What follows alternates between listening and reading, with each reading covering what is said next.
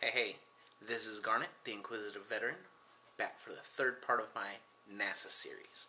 In the first part, I talked about why I thought NASA was probably the most essential part of the government. In the second part, I talked about why I thought some people were afraid of NASA or, pushing the boundaries and things that were holding us back. So in this part, I'm going to talk about what I think could work to revitalize NASA and interest in NASA. So I'm going to give you 3 things I think would help with that. The first one, NASA needs to have a short-term, exciting goal. Something that will make people, be like, especially since we are Americans and we are number one, it'd help us thump our chests at the rest of the world like, we're the best. America. Like we did in the space race. Because we beat Russia to landing on the moon. Yes. And I have a couple thoughts on that. One, do like 3 or 4 very high profile missions where we set up a beginning moon colony where we can study from the surface of the earth, or from the surface of the moon, like study the earth and the stars, and make it a test run for launching to Mars. Make that very clear, and make it exciting that we're going to be trying all these new technologies. Because I think most people would agree with me that NASA is kind of lacking in that. If you know what I mean. Like, you don't... If someone's like, oh, we have a party Saturday night, will you be there? You'd be like, I don't know. I just don't know. But if someone's like, hey, Saturday night we're going to have a party, starts at 9 o'clock. You want to come? People are like, yeah. Why not? I think I'm free. I get so excited. Or we could do something, so we had Scott Kelly orbiting the Earth for just at a year, and it was exciting to me because I pay attention to NASA because he was a twin, and so they were able to study the differences in their bodies when he came back. And so instead of having someone orbit the Earth for a year, why don't we launch a mission for them to leave Earth's sphere of influence and whip out, around, and back and meet us in a year's time where they're completely unsupported from, Earth. And they get to, see some of the challenges for just 1 year, roughly a year, when, as they're out there. Because that would, I think that would get people pumped. I mean, that would be pretty cool. Second thing, we need to do more about science education in America. And not just because, I'm a science nerd and I'm saying that. I really think that people in America don't put much stock in science, even though our lives are almost completely dependent on science. Especially the STEM fields, science, technology, engineering, and math. We don't put a premium on that. And I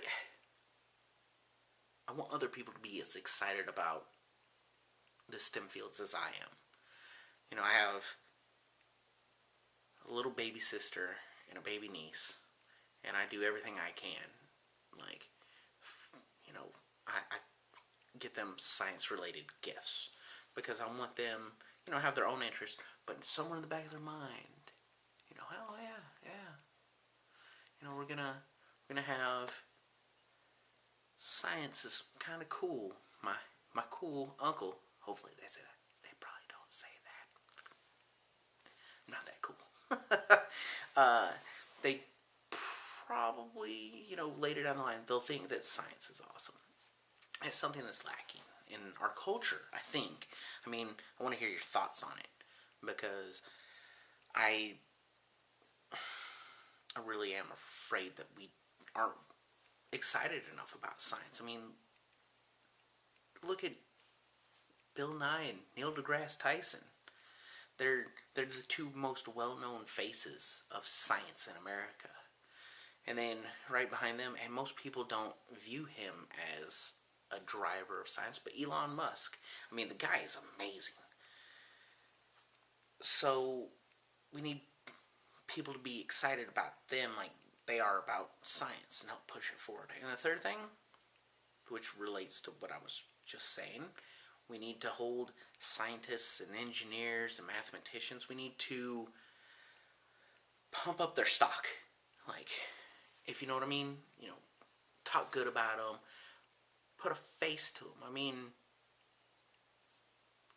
I'm pretty sure the people watching this, they could tell you who their favorite movie actor is, who their favorite sports star is. But if I were to ask who's the director of NASA without Googling it, would you be able to tell me? Like, for a long time, I didn't know. And then a few months ago, I actually Googled it. And I read the man's story. His name is Charlie Bolden. You should Google him and look at his story. But we don't, like, other than Charlie Bolden, Elon Musk, Neil deGrasse Tyson, and Bill Nye the Science Guy, like, we don't get excited about the people in science, and we have this preconceived notion that scientists are kind of very straight-laced, and they don't talk to the normal folks. But I've met some really cool people that are engineers, very personable. And I wish that we would get excited about that. I mean, that's just my thoughts on it. I want to know yours. I really do. And what you think, some things that we could do to, you know, get people interested in NASA and the sciences in general, but NASA specifically, because like I said in the first video, NASA is the most essential agency that we have. I mean, the dinosaurs got wiped out, right? Because they didn't have a space program. They couldn't stop the incoming, you know, asteroid that wiped them out. But we can. Like, we actually have the technology. We just need to train for it. I mean, it'd be really cool if we could detect something like that, deflect it. But those are just my thoughts. Let me know what you think in the comments below.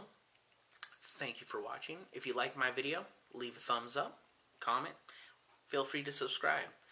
This is the Inquisitive Veteran, poppin' smoke.